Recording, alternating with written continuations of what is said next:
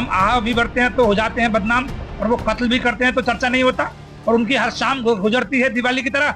मैंने एक चिराग जलाया तो बुरा मान गए। मैं डरने वालों में से नहीं हूं, मैं किसी की धमकियों में नहीं आऊंगा।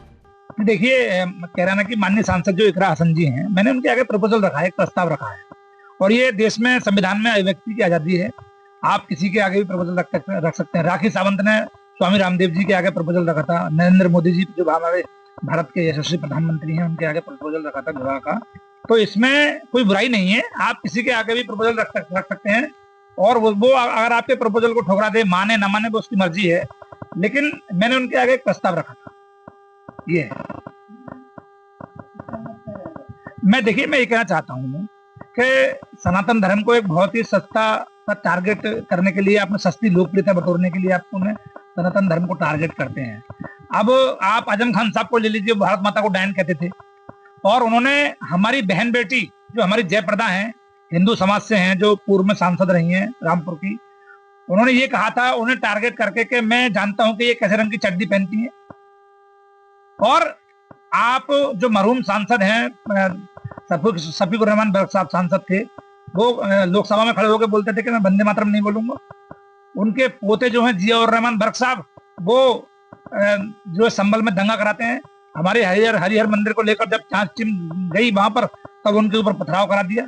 फिर अकबरुद्दीन ओवैसी साहब जो हैदराबाद के हैं, वो कहते हैं 15 मिनट को पुलिस हटा लीजिए। क्या कर लेंगे 15 मिनट को पुलिस हटा लीजिए? तो आप सनातन धर्म को एक सस्ती लोकप्रियता बटोरने के लिए टारगेट करते हैं। अब मैंने जरा सी बात, हम आह भी बढ़ते हैं तो हो जाते हैं बदनाम, और वो कत्ल भी करते हैं तो चर्चा नहीं होता, और उनकी हर शाम गुजरती है दिवाली की तरह। मैंने एक चिराग जलाया तो बुरा मान गए। ये क्या तरीका है भाई? ये मैं तो कह रहा हूं कि वो मैंने प्रपोजल रखा है, मैंने अपने घर में ही पूछ लिया है। मैं उनसे निकाह इस्लाम रीति रिवाज के अनुसार, जैसे इस्लाम के रीति रिवाज होते हैं उसके अनुसार मैं उनसे निकाह करने के लिए तैयार हूँ। वो हक मेहर की रस्म अदा करने के लिए मुझसे कहें 50 बीघे जमीन, 55 बीघे जमीन, 60 बीघे जमीन, 70 बीघे जमीन, तो मैं इतनी जमीन के कागज भी हक मेहर में रखूंगा। 100 बीघे जमीन कहेंगे तो मैं उसकी व्यवस्था करूंगा, ठीक है। उसके अलावा अगर वो कहेंगे चांदी के हीरे के सोने के जेवरात, तो मैं वो भी हक मेहर की रस्म अदा करने के लिए रखूंगा।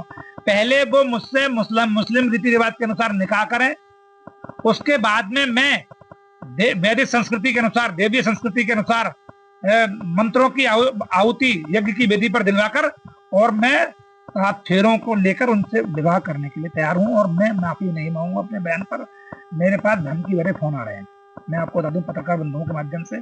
मेरे पास अभी 2 फोन आ चुके हैं, एक तागवाड़ा थाने से आया था, और एक अभी नंबर है 93 से, उस नंबर से फोन आया था। मैं आपको बता देना चाहता हूं, मैं धमकियों से डरने वाला इंसान नहीं हूं।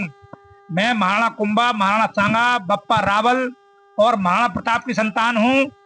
मेरे पूर्वज, मेरे जो आराध्य हैं वो छत्रपति शिवाजी हैं, छत्रपति संभाजी मेरे आराध्य हैं, और महारानी पद्मावती मेरी माता हैं। उनका रक्त मेरी रगों में बह रहा है।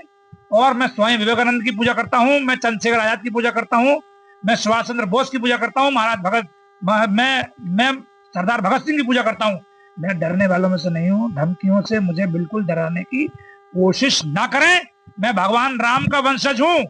मैं मानधाता, पुररवा, इक्ष्वाकु, नहुष, दिलीप, दशरथ और भगीरथ, राजा सगर और महाराजा हरिश्चंद्र का वंशज हूं। मैं डरने वालों में से नहीं हूं, मैं किसी की धमकियों में नहीं आऊंगा। नहीं, घर वालों के लिए, घर वालों को मेरे बयान से लेना देना नहीं है। वो जानते हैं ये हिंदुत्व की राजनीति करता है और जिद्दी आदमी है, मानेगा किसी के लिए। मैं शादीशुदा हूँ।